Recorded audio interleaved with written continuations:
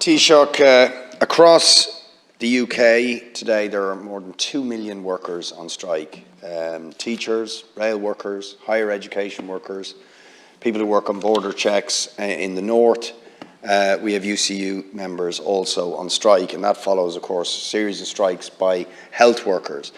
And some of the key issues that are driving this huge revolt of working people are issues that they have in common with many workers over here, namely pay increases that are in effect pay cuts because of the spiralling cost of living.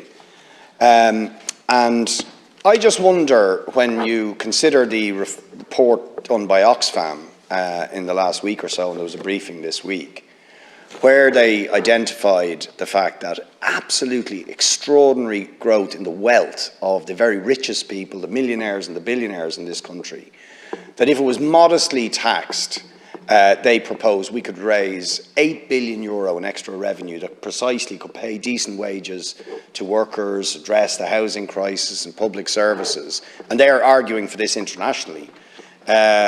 You know, is that something that, when you look at those strikes, when you look at the cost of living crisis, how it's impacting on nurses and teachers and health workers over here as well as in the UK and across Europe, that this government would actually look at taxing the wealth, that the extraordinary growth in wealth the very richest are enjoying, and using that to address the cost of living crisis being faced by vast numbers of workers who are struggling to pay the bills and to pay the rent?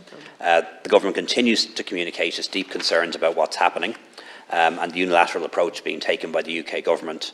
And I raised this directly with Prime Minister Sunak during our call last Monday, and with the party leaders in Belfast recently, and the Taoiseach has raised it with the Secretary of State for Northern Ireland at the British-Irish Intergovernmental Conference hosted in Dublin on the 19th of January. There is consistent opposition to the bill across the board, and that continues to grow. I am obviously very aware of the strikes that are happening at the moment in Northern Ireland and in Britain. Make the point of watching the British news any day that I can. I have to say, listening to the deputies opposite, they almost sound like they're glad that the strikes are underway and are sad that they're not happening here, notwithstanding the impact that it has on people who use public services. Something a trade union leader said to me once is something that I really identify with. And I remember him saying to me that any strike is a failure of industrial relations.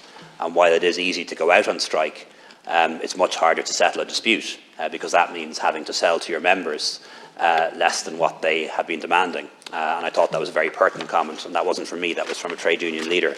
And there are very big differences between what's happening here and what's happening in Great Britain. We had, for a prolonged period, pay rises that were higher than inflation, ahead of inflation. We don't have that at the moment, but we do have a public sector pay deal in place, which at least goes part of the way to compensating workers for the rising cost of living. And while in Britain they're effectively back to austerity and are increasing taxes and reining in public spending, because we've managed the economy so well, because the public finances have been managed so well, we're in a very different position, and we've been able to reduce income taxes and put in place cost of living measures that have helped soften the blow. But I absolutely hear the concerns that workers have, that prices are now rising faster than wages are rising, and that is a problem, and I acknowledge that. But the best way to resolve that is by negotiation with unions, not strikes, in my view, and strikes are a failure of industrial relations. Finally, just on the Oxfam report, did have a chance to look at it. I acknowledge that it's based on net wealth, not gross wealth, and that's something that I'm glad was clarified. But I think I heard you use the term modest tax rates. My reading of it was that they were proposing tax rates of 60% or more. And I don't think most people in the country would regard a 60% tax on anything or anyone as being modest. And the biggest risk of taxes of that nature is they drive people abroad. They drive wealth abroad, and they drive investment abroad. And that's why wealth taxes generally haven't been successful where they've been tried.